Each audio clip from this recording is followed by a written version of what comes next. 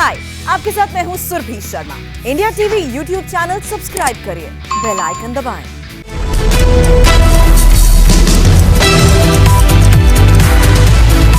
नमस्कार, मैं हूं अमित पालित। सुबह के 9 बजने वाले हैं और वक्त है 9 बड़ी खबरों का।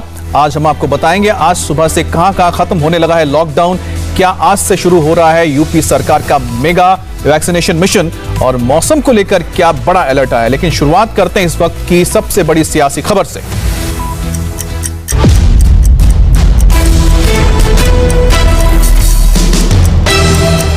इस वक्त की बड़ी खबर, बंगाल के मुख्य सचिव पर आज एक बड़ा एक्शन हो सकता है। आलपन बंदोपाध्याय पर अनुशासनात्मक कार्रवाई की तलवार लटक रही है। केंद्र सरकार के कार्मिक मंत्रालय ने आज सुबह 10 बजे तक ममता बनर्जी के सलाहकार आलपन बंदोपाध्याय को रिपोर्ट करने के लिए कहा है और डीओपीटी मंत्रालय ने पूछा है कि आपके खिलाफ कोई कार्रवाई क्यों ना की जाए। सोमवार को डीओपीटी को रिपोर्ट नहीं कर पाने की वजह से आलपन बंदोपाध्याय को कारण बताओ नोटिस भी भेजा गया है।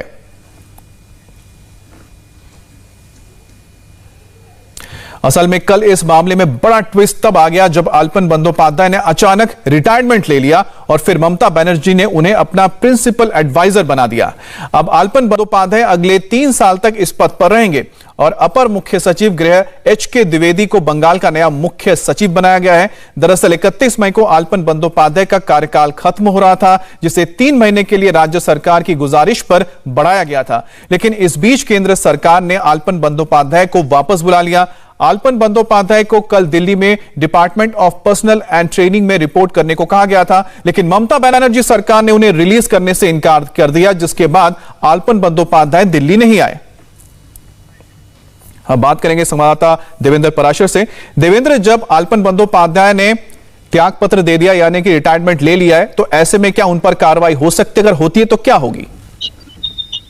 नियम के हिसाब से बात करें तो जो डिसिप्लिन रूल है उसके हिसाब से पोस्ट रिटायरमेंट भी 4 साल के अंदर कार्रवाई की जा सकती है, अनुशासनात्मक कार्रवाई, और उसमें जैसे पेंशन या पोस्ट रिटायरमेंट जो दूसरी फैसिलिटी है उसको लेकर कोई पेनाल्टी भी दी जा सकती है। लेकिन इसमें बड़ा सवाल यह है कि क्योंकि उनका जो कैडर है वो राज्य सरकार द्वारा ही निर्देशित है, राज्य सरकार ने उन्हें रिलीज नहीं किया, ऐसे में ये कार्रवाई राज्य सरकार के अंतर्गत आती है, ना कि केंद्र सरकार के अंतर्गत। तो केंद्र सरकार की तरफ से जो भी शोकॉज नोटिस भेजा जा रहा है इसमें कुछ बहुत ज्यादा आगे होता हुआ दिखाई नहीं दे रहा है, क्योंकि एक तो वो राज्य सरकार ने उन्हें रिलीज नहीं किया, उनके पास सीधा सीधा एक तर्क ये रहेगा कि जब राज्य सरकार ने मुझे रिलीज नहीं किया, जो कि मेरे कैडर को गाइड करे, नियंत्रित कर दिया, तो फिर मैं कैसे दिल्ली आ सकता था। और दूसरी चीज ये कि उनके पास कोर्ट जाने का विकल्प भी रहेगा। कोर्ट में तमाम तर्क वहां से रखे जाएंगे बंगाल सरकार के द्वारा कि हमसे किसी प्रकार की कोई सहमति नहीं ली गई थी, राज्य सरकार के द्वारा इस मसले पर कोई चर्चा नहीं हुई थी। तो ये सारे तर्क उनके पास उपलब्ध हैं। निश्चित तौर पर वो इसे अपने बचाव के तौर पर दिखाएंगे, जबकि डीओपीटी ने और शोकॉज नोटिस जारी करते हुए आज तक का भी उन्हें समय दिया था। जाहिर तौर पर आज वो आ नहीं रहे हैं क्योंकि उन्होंने खुद रिटायरमेंट ले लिया, एडवाइजर बन चुके हैं। तो कुल मिलाकर ये एक पोस्टिंग वाली लड़ाई होती ज्यादा दिख रही है। जी अमित जी, बहुत बहुत शुक्रिया आपका। और इससे पहले ममता बनर्जी ने प्रधानमंत्री नरेंद्र मोदी को एक चिट्ठी भी लिखी है, जिसमें ममता बनर्जी ने केंद्र सरकार के ऑर्डर पर हैरानी जताई। उन्होंने चिट्ठी में लिखा है कि 28 मई वाला केंद्र का आदेश हैरान करने वाला है। केंद्र सरकार ने एक तरफा आदेश दे दिया और पश्चिम बंगाल सरकार से बिना चर्चा किए आदेश दिया गया।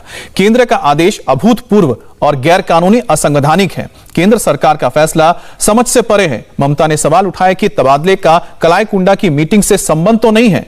ममता ने साफ साफ कह दिया है कि मुख्य सचिव अल्पन को वो रिलीज नहीं करेंगी और बंगाल सरकार को अल्पन बंदोपाध्याय की जरूरत जनहित में अपना आदेश वापस केंद्र को लेना चाहिए। What message Modi government is giving to the country? They want to create disaster for the federal structure. Why the chief secretary to SDO to BDO, the central government, whenever they will desire, they will call them. Are they at the bonded labor? I can call also. There are so many Bengal cadres officers are working in the central government. If we confront like this, what will be the future of this country? Mr. Prime Minister, Mr. Busy Prime Minister, Mr. Mon Ki Baat Prime Minister, what you want? What you want to finish me?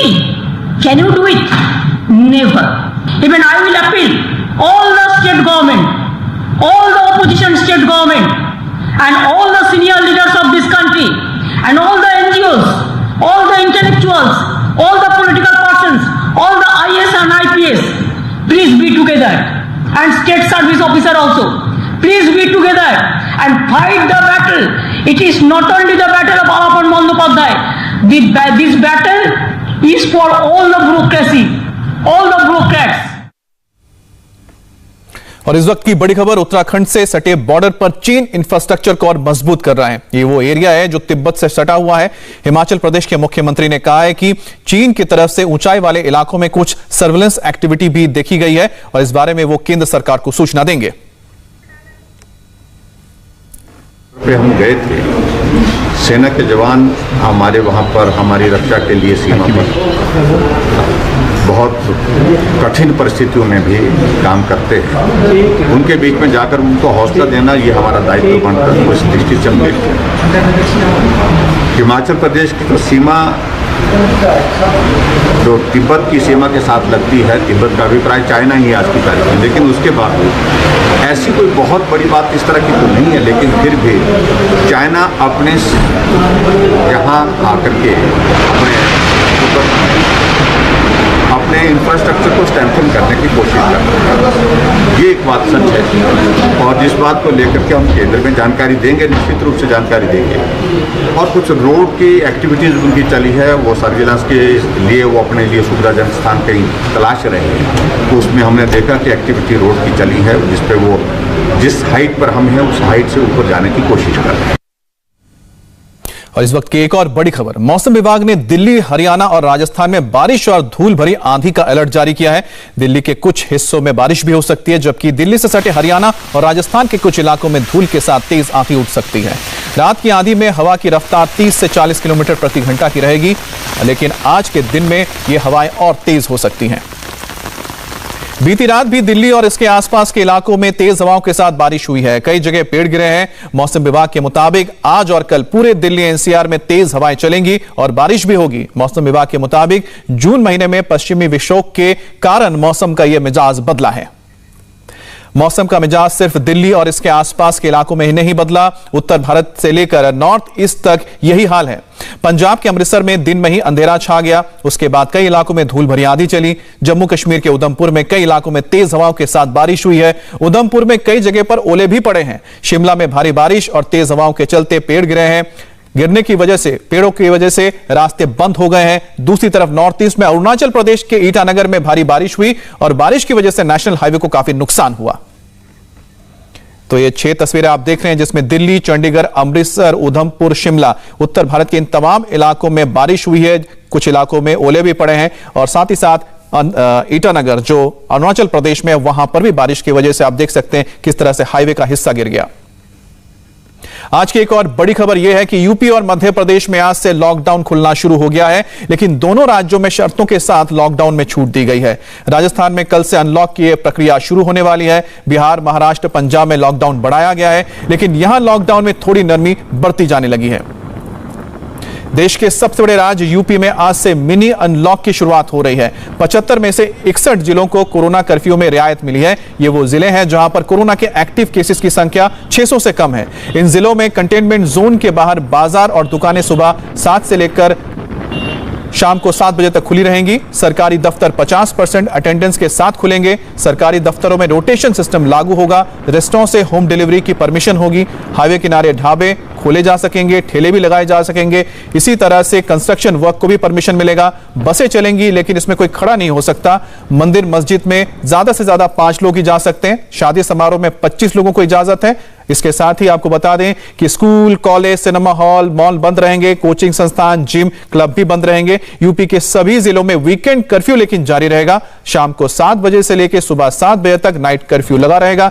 UP में जिन 16 जिलों में अभी lockdown लागू रहेगा उनमें है लखनऊ, नोएडा, गाजियाबाद, मेरठ, वाराणसी, गोरखपुर, मुरादाबाद और प्रयागराज।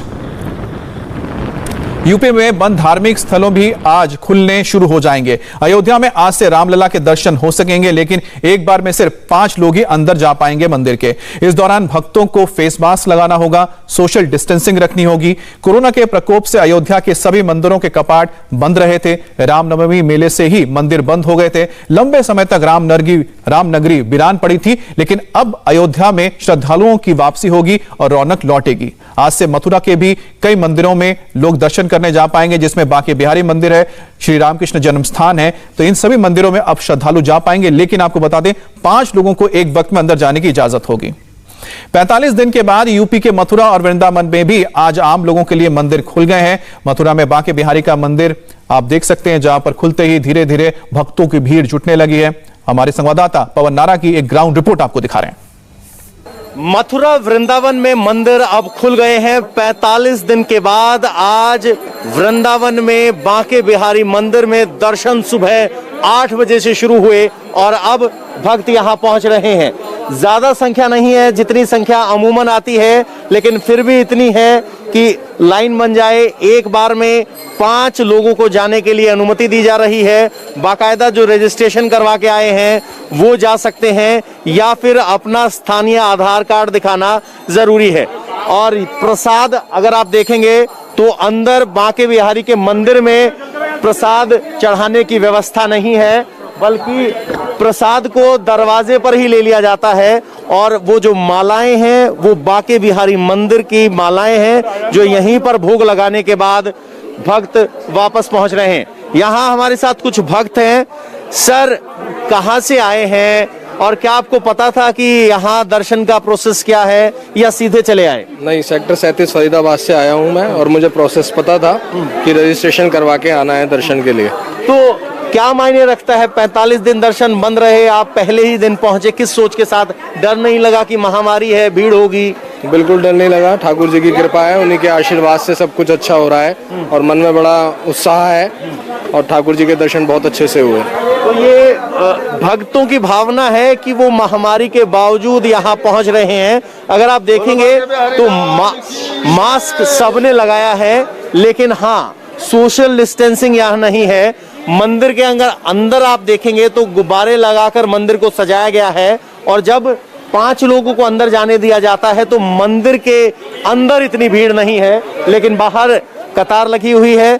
आगे आप जब बढ़ेंगे तो देखेंगे कि यहाँ दुकानें भी बहुत ज्यादा नहीं खुली हैं, कुछ गिनी चुनी दुकानें खुली हैं, लेकिन आपको यहाँ लोग जरूर दिखाई देंगे। तो कुल मिलाकर आज 45 दिन के बाद मंदिर खुला है। अब यहाँ लोग पहुंच रहे हैं अलग अलग इलाकों से, लेकिन जितनी भीड़ अमूमन वृंदावन में, मथुरा में, मंदिरों में दिखाई देती है उतनी भीड़ नहीं है। लेकिन अभी भी कोरोना का खतरा गया नहीं है। भक्त जरूर पहुंच रहे हैं, अंदर सोशल डिस्टेंसिंग या कहें स्पेसिंग जरूर है, और मंदिर के अंदर इस तरह की व्यवस्था की गई है कि प्रसाद ना चढ़ा पाए, बाहर ही दरवाजे पर प्रसाद चढ़वाया जा रहा है। और इस बीच यहाँ भक्त दर्शन के लिए पहुंचने शुरू हो गए हैं। यूपी में आज से अनलॉक की शुरुआत हुई है। योगी सरकार आज से सबसे बड़े वैक्सीनेशन अभियान की भी शुरुआत करने जा रही है। सरकार ने जून के महीने में कोरोना वैक्सीन की 1 करोड़ डोज लगाने का लक्ष्य लिया है। अब से थोड़ी देर पहले मुख्यमंत्री योगी आदित्यनाथ ने ट्वीट करके कहा कि आज से प्रदेश के सभी 75 जिलों में 18 वर्ष से अधिक आयु के सभी नागरिकों के लिए निःशुल्क कोविड टीकाकरण अभियान प्रारंभ हो रहा है। कोविड प्रोटोकॉल का पालन करते हुए इस महाअभियान को सफल बनाना है। यूपी में अब तक कोरोना वैक्सीन की 1 करोड़ 80 लाख से भी ज्यादा की डोज दी जा चुकी है। सरकार की योजना जुलाई के पहले हफ्ते तक इसे 3 करोड़ तक पहुंचाने की है। बात करने के लिए हमारे साथ रुचि कुमार जुड़ गए हैं। रुचि, एक तरफ जहां कई राज्य बोलते हैं हमारे पास वैक्सीन नहीं है, वहीं पर यूपी हम देख रहे हैं कि एक टारगेट लेके चल रहे हैं 1 करोड़ वैक्सीन 1 महीने में। जी हाँ, ये बड़ा अभियान मेगा वैक्सीनेशन ड्राइव कहा जा रहा है और इसके लिए बहुत ज्यादा तैयारियां की गई हैं। अगर आप लखनऊ की बात करेंगे तो यहाँ पे जो वैक्सीनेशन सेंटर पहले से हैं वो तो चल ही रहे हैं। आज से 3 बड़े वैक्सीनेशन सेंटर्स शुरू किए जा रहे हैं। एक जो लखनऊ का मशहूर बड़ा इमामबाड़ा है, वहां पे वैक्सीन लगनी आज से शुरू हो जाएगी। केडी सिंह बाबू स्टेडियम में शुरू हो जाएगी, और इकाना स्टेडियम जो है, जो नया बना है, वहां भी आज ये ड्राइव शुरू होगी। और ये टारगेट है कि करीब 7 से 10 हजार वैक्सीन इन तीनों सेंटर्स में रोजाना लगाई जाए। और यहाँ पर ले जाने के लिए बसेस का इंतजाम किया गया है। जो जाना चाहें, पॉइंट्स बनाए गए हैं करीब 20 लखनऊ में, कि वहां से वो बस ले सकते हैं। फ्री में बस ले जाएगी, फ्री में वैक्सीन लगेगी, और वहां सारी सुविधाएं हैं वैक्सीनेशन सेंटर में। यहाँ तक कि सेल्फी पॉइंट भी बनाया गया है। वहां पर जो बच्चे, जो पेरेंट्स हैं 12 साल से कम उम्र के जिनके बच्चे हैं, वो अपने बच्चे का आधार कार्ड वगैरह लेके जाएंगे, तो उनके लिए एक अलग बूथ बनाया गया है ऐसे पेरेंट्स के लिए। तो कई सारी तैयारियां की गई है, लेकिन इन सब तैयारियों में रुचि एक बहुत अहम चीज ये हो जाती है कि जो गांव है वहां पर लोगों को किस तरह से इसके साथ जोड़ा जाए। बहुत बहुत शुक्रिया आपका। मेगा वैक्सीनेशन अभियान के अलावा भी मुख्यमंत्री योगी आदित्यनाथ ने कई बड़े ऐलान किया है। पंचायत चुनाव के दौरान जान गंवाने वाले शिक्षकों के घर वालों को 30 लाख रुपए की आर्थिक मदद मिलेगी। कोरोना के थर्ड वेव में बच्चों की सुरक्षा को लेकर भी योगी सरकार एक्शन में है। कानपुर की बात करें तो यहां बच्चों के लिए चाचा नेहरू अस्पताल को अगस्त में शुरू करने की तैयारी ली गई है। शुरुआत में 50 बेड से होगी और इसमें 20 बेड PICU के होंगे। अगले साल तक बेड की क्षमता बढ़ाकर 100 कर दी जाएगी और गोरखपुर में भी 120 पीडियाट्रिक डॉक्टर्स की टीम को बच्चों के इलाज के लिए मुस्तैद किया गया है। यूपी की तरह MP भी आज से खुलना शुरू होगा, लेकिन शर्तें लागू होंगी। जिन जिलों में वीकली पॉजिटिविटी रेट 5% से कम है वहां छूट ज्यादा होगी और जिन जिलों में कम केस है वहां सभी सरकारी दफ्तरों में 100% ऑफिसर और 50% स्टाफ की मौजूदगी रहेगी। राशन, दूध, सब्जी और कॉलोनियों की जो दुकानें हैं उन्हें खुलने की इजाजत मिलेगी। धार्मिक स्थल में एक बार में 4 से ज्यादा लोग नहीं जा सकेंगे। शादी में 20 लोग शामिल हो पाएंगे और अंतिम संस्कार में 10 लोगों को इजाजत होगी। MP में सभी तरह की इंडस्ट्री खुलेंगी। कर्मचारियों के आने जाने, माल ढुलाई पर रोक नहीं होगी। किराना दुकानें, आटा चक्की, डेयरी पूरे दिन खुले रहेंगे। कृषि उपज मंडी और खाद बीज की दुकानें भी खुलेंगी। बैंक, बीमा, ऑफिस, ATM खुलेंगे। बस और ट्रेनें कोरोना गाइडलाइंस के साथ चलेंगी। ऑटो रिक्शा, ई-रिक्शा में लेकिन सिर्फ 2 सवारियों के बैठने का परमिशन होगा। बात करेंगे संवाददाता अनुराग अमिताभ से। अनुराग, और क्या क्या तैयारियां हैं?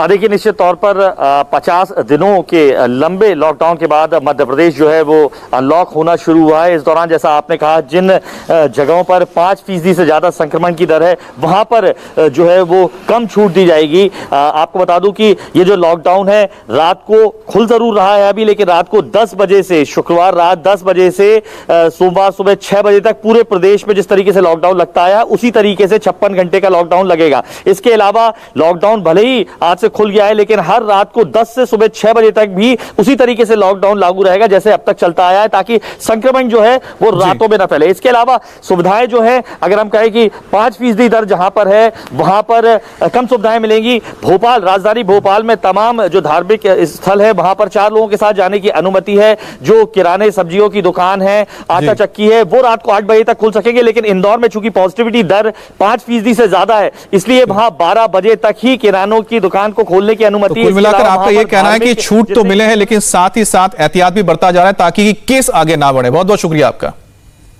महाराष्ट्र में 15 जून तक लॉकडाउन बढ़ाया गया है, लेकिन जिन जिलों में पॉजिटिविटी रेट डाउन है वहां कुछ छूट भी दी गई है।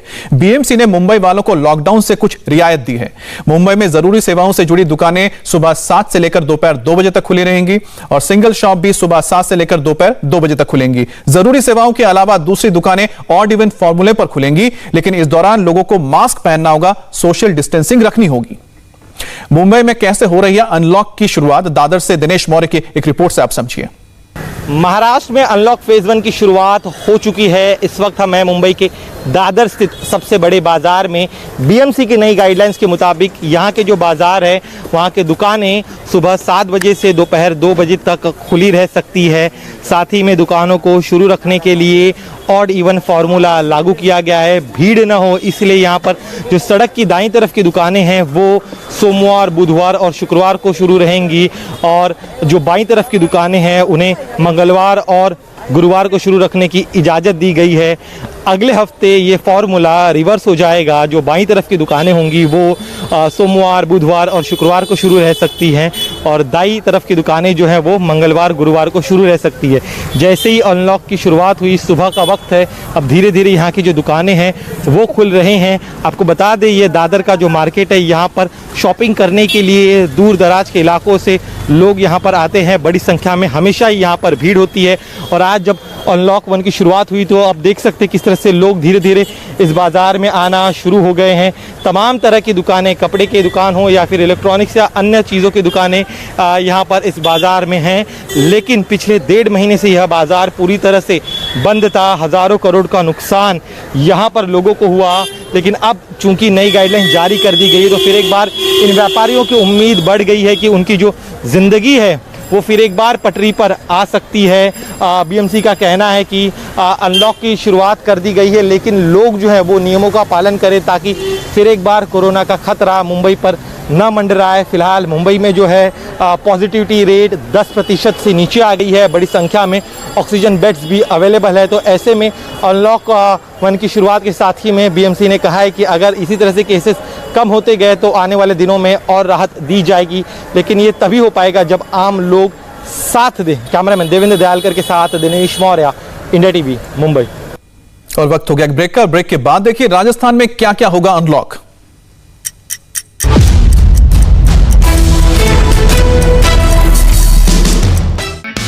हाय, आई एम सुरभि शर्मा। खबरों से अपडेट रहने के लिए India TV YouTube channel subscribe करिए, साथ में बेल आइकन जरूर दबाएं। जुड़े रहें इंडिया टीवी के साथ।